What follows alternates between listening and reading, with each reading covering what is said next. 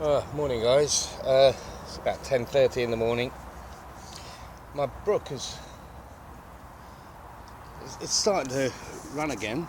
As you can see, there's a little bit of a flow today, but I noticed that it's absolutely, the top part is nice, it's okay, but it's flowing down. There's loads of sediment, as you can see, into the first sort of like catchment area.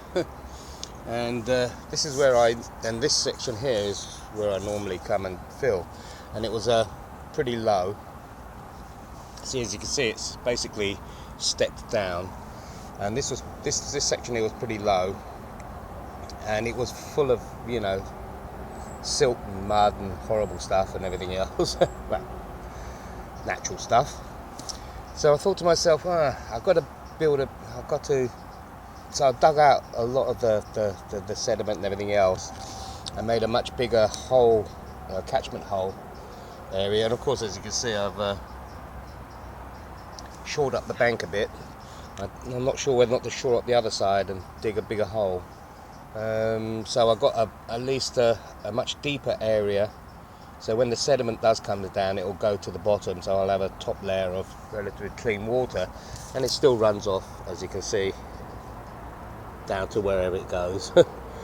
Actually, come to think of it, I've not actually explored right the way down there, because there's a huge big, I think it's covered with brambles and everything else around the other side.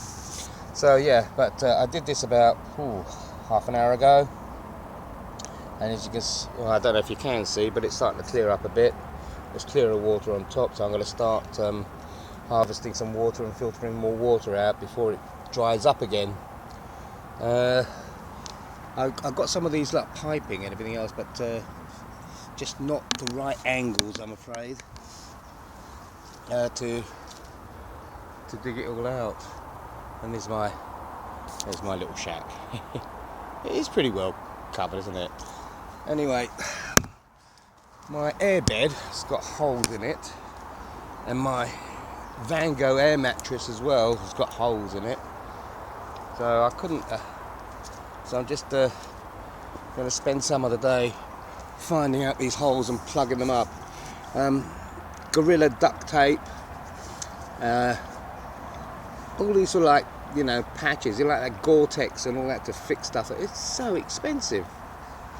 I mean, my airbed only cost me £6. So I mean, I went down to Millets where I bought them. Yeah, I went back to Millets and said, they said basically, it's only £6. Go and buy another one. That's not the point. You buy a product, even if it's for £6, even if it's for £1, you expect it to work, really, don't you? Especially from a major brand like Millets. So yeah. Anyway, I bought some Gorilla Handy tape as well, which is supposed to be the same as the Gorilla duct tape. And I bought a little pressure sprayer. I'm going to fill that, as you can see, I'm filtering out some water before it now. And I'm going to put some, I bought some detergent, because it's useful. I'm going to use that and try and find the hole in the Van Gogh at least. If I can plug this hole, then I can wrap this up, take it camping with me. Find the other hole in the Millets as well. I hope it's not in the valve. If it's in the valve, then I'm pretty much screwed. Well, I'll still find it, but I've got some silicone gel stuff. So it's already hot already. I've got to go for a little hike as well. Going to try and meet someone for some supplies, tobacco. I'm trying to get that arranged. Besides that, I want to get out anyway. It's as much as I love my little area. Yeah, I've got to fix the chair. I love this little area. It is kind of cool here, and yeah, I've really got to start collecting. Well, now that there's lots of debris now, it's all dried out and everything else, I've got to start collecting this up. So I've got to do another rake, start collecting all this stuff, and start sealing up the sides. And also try and camouflage the entrance to to the camp. As you can see, I've pretty much worn this down now over the last few months. Yeah, so water is the number one priority. Fixed comfort, well, yeah, I've got to get this. I mean, that costs 20 bloody quid, yeah, 20 odd quid. Yeah, you don't spend that money, this sort of money on a name brand product to have it just keep bloody popping up holes everywhere.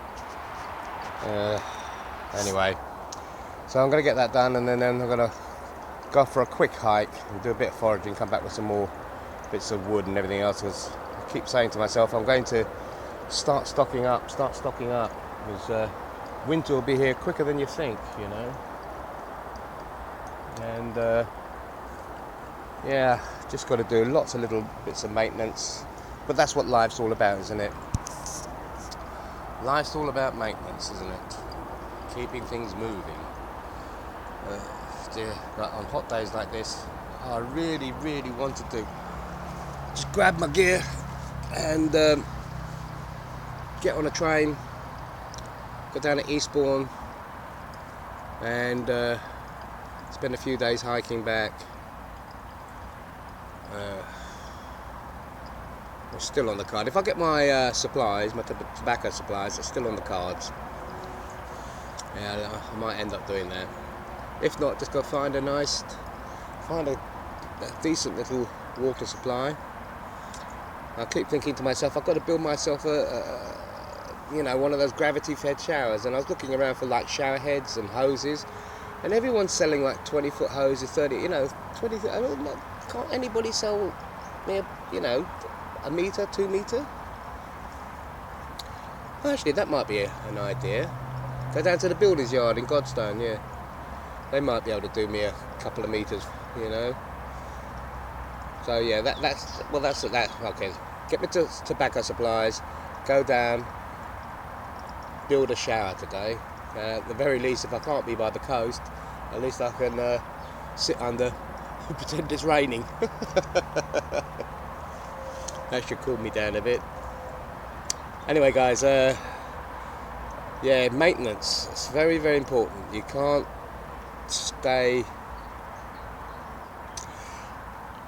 You can't just leave things lying around. You've got to keep moving. Anyway, having said that, I'm going to keep moving. Catch you later, guys.